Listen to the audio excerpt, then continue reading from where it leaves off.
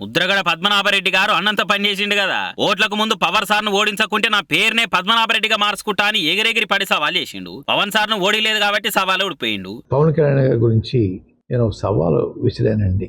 పిఠాపురంలో ఓడించి పంపకపోతే నా పేరు మార్చుకుంటాను పద్మనాభరెడ్డిగా అని చెప్పడం జరిగిందండి.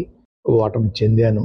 అన్న మాట ప్రకారంగా నా పేరు పద్మనాభరెడ్డిగా మార్చమని చెప్పేసి గెజిట్ పబ్లికేషన్ కోసం పేపర్స్ అన్ని రెడీ చేసుకున్నానండి.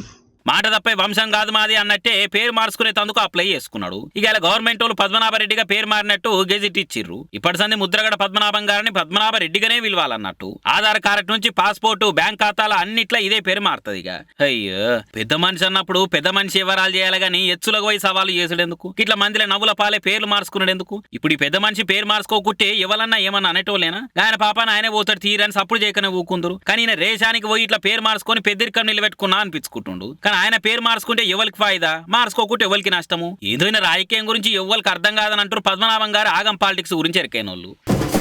బాబు సారు హైదరాబాద్ ను ప్రపంచ పటంలో పెట్టిండు. అమరావతిని కూడా గట్టనే జాగ దొరకబట్టి ప్రపంచ పటంలో ఇరికిద్దామని చూస్తే 2019 ఆంధ్ర జనం దెబ్బేసిరు. జగన్ అన్నకు పగాలప్ప చెప్పిర్రు. జగన్ అన్నేమో అమరావతి లేదు, ఏం లేదు, 3 రాజధానులు పెట్టి మస్తుగా డెవలప్ చేసుకుందామన్నాడు. 3 కాదు, ఒక్కటి కూడా డెవలప్ కాలేదు. ఇక మళ్ళీ 2024లో బాబు సార్ స్టార్ తిరిగింది.